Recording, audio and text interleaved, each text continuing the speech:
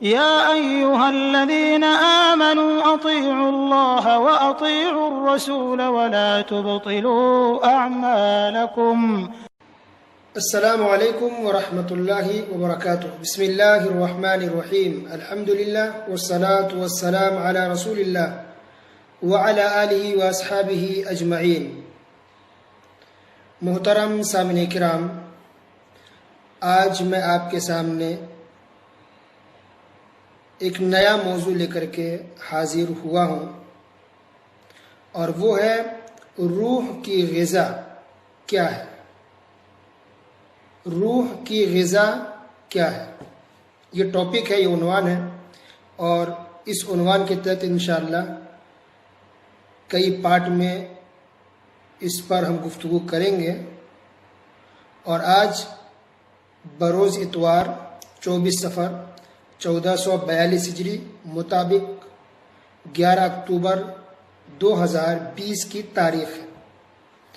اللہ سبحانہ و تعالیٰ کی توفیق اور اللہ عز و جل کی مدد سے آپ کے سامنے گفتگو کرنے کے لیے حاضر ہوا ہوں. اللہ سبحانہ و تعالیٰ اس درس کو بھی مفید نفع بخش ہم سب کے لیے بنائے، اور سننے کے بعد اس پر عمل کرنے کی بھی توفیق عطا فرمائے. آمین یا رب العالمین. روح کی غذا کیا ہے؟ دیکھیے، اللہ سبحانہ و تعالیٰ جتنی بھی مخلوقیں بنائی ہیں، ہر مخلوق کی الگ الگ غذا ہے. جانور ہے، اس کی غذا الگ ہے. جانوروں میں بھی جو چوپائے ہیں، بیل بکری، اس کی غذا الگ ہے. مچھلی ہے، اس کی غذا الگ ہے. اسی طرح جو بھی آپ دیکھ لیں، نظر ڈالیں، کائنات اتنی ساری مخلوق، ہم گن نہیں سکتے اس کو. اچھا، ہر مخلوق کی غذا الگ الگ ہے. غذا نہیں کھانے پینے کی چیز، جسے انسان یا جسے جانور، جسے جو مخلوق زندہ رہے، سب کی غذا کا طریقہ الگ الگ ہے. غذا وہ فوڈ، وہ کھانے پینے کی چیزیں سب کی الگ الگ ہے. حتیٰ کہ اب دیکھیں، غور کریں، درخت، پیڑ پودے، اس کی بھی غذا الگ ہے. درخت کو کیا چاہیے؟ پیڑ پودوں کو پانی چاہیے. پانی نہیں ڈالیں گے وہ پیڑ سوکھ جائے گا.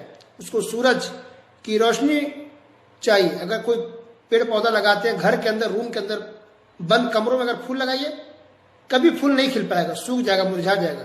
کیوں؟ اس کو روشنی بھی چاہیے پانی کے ساتھ ساتھ.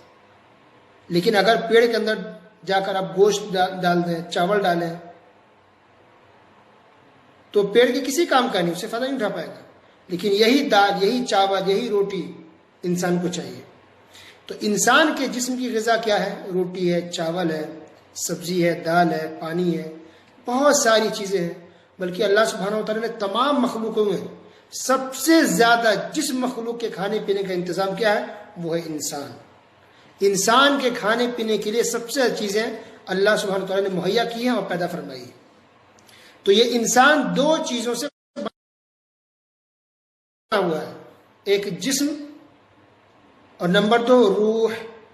روح اور جسم، ان دو چیزوں سے مل کر انسان بنا ہے.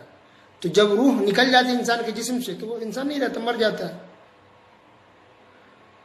اور صرف روح بھی کافی نہیں، اس کے لیے جسم بھی چاہیے. تو پتہ چلتا کہ یہ انسان ہے، یہ کیا ہے. تو روح اور جسم دو چیزوں سے بنا ہے، روح اور جسم سے. جسم کی ابتدا اصل مٹی سے ہوئی ہے. اللہ سبحانہ تعالیٰ نے آدم علیہ السلام کو مٹی سے بنایا تھا، اور پھر اس میں اللہ نے روح پھونکا. جسم کی غذا کا تعلق مٹی سے ہے، زمین سے ہے. ہم جو بھی کھاتے پیتے ہیں، حتیٰ کہ پانی بھی دیکھیں مٹی سے، زمین سے پانی نکلتا ہے. کھانے پینے کی ساری چیزیں مٹی سے نکلتی ہے. اور روح کی ابتدا آسمان سے ہوئی ہے. اللہ تعالیٰ نے روح کی غذا کو آسمان میں رکھا ہے. تو روح کی غذا کیا ہے؟ روح کی غذا عبادتیں ہیں. عبادت، اور عبادتیں بہت ساری ہیں.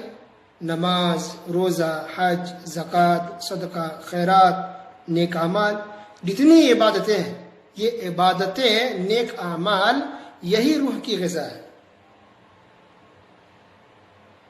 حتیٰ کہ دیکھیں، ہم جو نیک اعمال کرتے ہیں، یہ عبادتیں جو کرتے ہیں، نماز پڑھتے ہیں، روزہ رکھتے ہیں، نیک اعمال کرتے ہیں، یہ سب اوپر جاتی ہے. یہ اعمال بھی ہمارے اوپر جاتے ہیں آسمان پر. اللہ کے سامنے پیش کرتے ہیں فرشتے ہمارے اعمال کو. ہم دن بھر جو نیک کام کرتے ہیں، شام میں فرشتے سارے اعمال کو ہمارے لے کر آسمان پر جاتے ہیں. پھر رات بھر ہم جو بھی نیکیاں کرتے ہیں، یہ ساری رپورٹ تیار کر کے فرشتے لے آتے ہیں آسمان پر. لیکن جو ہم برائیاں کرتے ہیں، جو غلط کام کرتے ہیں، اس کو بھی لے کر کے جاتے ہیں. اس لیے کہتے ہیں نا کہ انسان نیک عمل کرے، برائی سے بچے، کیونکہ برائی اور نیکی یہ دونوں چیزیں ریکارڈ ہوتی ہے، فرشتے اس کو لکھتے ہیں، ریکارڈ کرتے ہیں، ایک رپورٹ اللہ کے سامنے پیش کی جاتی ہے.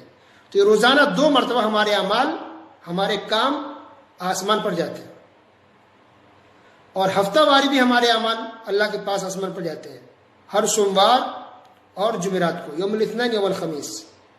تو یہ ہفتہ واری بھی رپورٹ پیش ہوتی ہے، سالانہ رپورٹ بھی پیش ہوتی ہے، اور وہ ہے شعبان کے مہینے میں. اچھا، جب انسان وفات پاتا ہے تب بھی سب سے پہلے آسمان پر ہی جاتا ہے اس کی روح. جسم تو زمین پر ہے، جسم انسان کا جائے گا مٹی میں، آخر مر کے بھی انسان کو مٹی میں ہی مل جانا ہے، لیکن اس کی روح سب سے پہلے آسمان پر جاتی ہے، سب سے پہلے آسمان پر جاتی ہے، اور پھر واپس لوٹائی جاتی ہے زمین پر سوال و جواب کے لیے. اور مومن ہے تو پھر واپس روح آسمان کے اوپر چلی جاتی ہے علیین میں. اگر انسان گنہگار ہے تو عذاب ہوتا ہے، کافر ہے تو اس کی روح نیچے رہتی ہے، عذاب ہوتا ہے. اچھا، جسم کے لیے اور روح کے لیے دونوں کی غذا الگ الگ ہے، دونوں کو مینٹین کرنا ضروری ہوتا ہے. تو اگر کوئی انسان صرف نمازوں میں لگا رہ جائے، عبادتوں میں لگا ہوا ہے، اور کھانے پینے کا اہتمام نہیں کر رہا، جسم کی جو غذا چاہیے، کھانا پانی یہ سب اگر نہیں کر رہا، تو یہ بھی غلط ہے. اسلام کبھی نہیں کہتا کہ ہمیشہ 24 گھنٹے نماز میں لگے رہو، نہیں. آپ کا جسم کمزور پڑ جائے گا، تو کھانا پینا بھی ضروری ہے، آرام بھی ضروری ہے، سونا بھی ضروری ہے. جسم کے لیے جو چاہیے جسم کا بھی خیال رکھا جائے، اور جسم کے ساتھ ساتھ روح کی غذا کا بھی خیال رکھا جائے. روح کی غذا کیا ہے؟ عبادتیں. تو ہم عبادتیں کرتے ہیں تو اس کی روح کو غذا ملتی ہے. اس لیے آپ دیکھتے ہیں کہ جو لوگ ہمیشہ دنیا میں لگ جاتے ہیں اور عبادتیں نہیں کرتے، تو جسم تو ان کا اچھا ہو جاتا ہے، باڈی بلڈر تو بن جاتے ہیں یا نارمل ہوتے ہیں، لیکن ان کی روح بیکار ہو جاتی ہے، خراب ہو جاتی ہے، اس کو کبھی خوشی نہیں ملتی.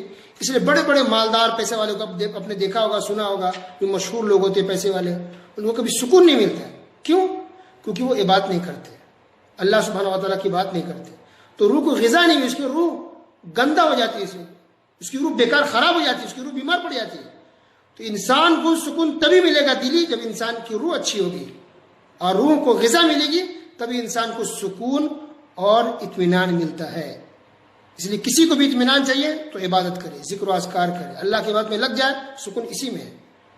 کھانے پینے میں سکون نہیں ہے، روح کی غذا عبادتوں میں ہے. تو جسم کی غذا کا بھی خیال رکھنا ضروری ہے اور روح کی غذا کا بھی خیال رکھنا ضروری ہے. دونوں کو ہم کو ساتھ میں لے کر چلنا ہوتا ہے. تو جس طرح سے اگر ہم کھانا پینا چھوڑ دیں، بھوکا رہ جائیں، تو جسم خراب ہوگا. اسی طرح سے اگر ہم عبادت اگر کرنا چھوڑ دیں گے تو ہماری روح خراب ہو جاتی ہے، بگڑ جاتی ہے.